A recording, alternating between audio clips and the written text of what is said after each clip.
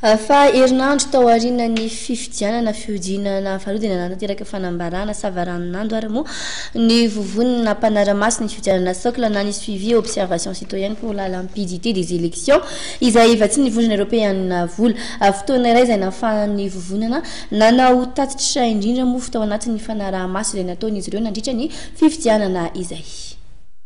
Amin'ny ankapobeny ny asa fanomanana mikasika ny fampitaovana ampahomby ny fifidianana ny 20 desambra lasa teo dia nizotra tsara na ahafahan'ny mpifidy nanao hevitra malalaka raha ny fanambarana savaranando izay notanterahan'ny socle ny tolakandro teo.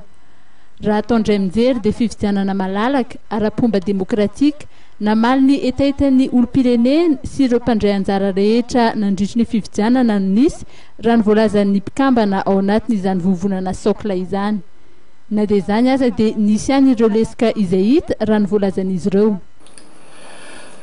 Ny vovonana socle dia manamarika fa ny sehetry ny lalàna sy ny androm-panjakana napetraka tamin'ny fifidianana rososina tamin'ny 20 desambra 2024 dia manamora ny famerenana any amin'ny ara-dalàna sy ara-drariny ny androm-panjakana. Ny vovonana socle dia nahita fa nisy fanitsakitsahana ny tondrozotra sy ny lalam-pifidianana. Ny vovonana socle dia tsy mankasitraka ny fahataran'ny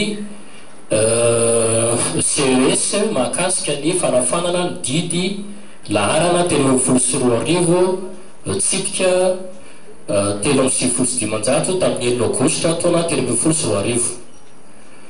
Ny vovonana socle dia mankasitraka ny ezaka nataon'ny senita tamin'ny fanatsarana natao tamin'ny fifidianana rososina iny.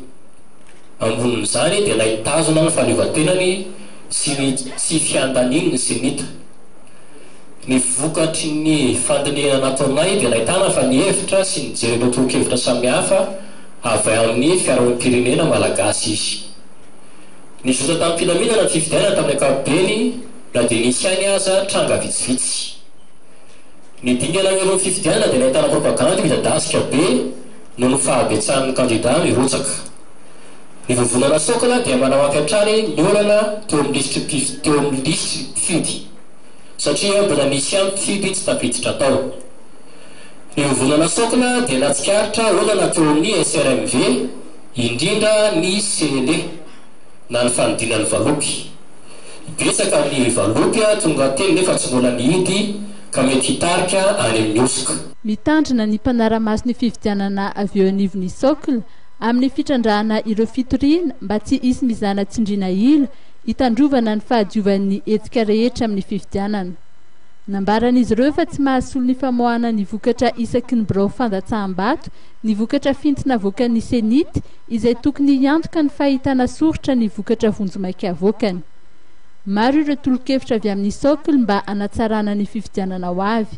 Raha ny hevitra izy ireo dia tokony hanaiky ny vokam-pifidianana ny kandida indrindra ny kandida amin'ny fifidianana filoham-pirenena ampiseho fihetsika mendrika alaitahaka amin'ny vokam-pifidianana. Ny tanjona raha ny voalaza dia ny isian'ny filaminana politika aorian'ny fifidianana izay taratry ny fifandibiasa toerana milamina sy ara-pomba demokratika.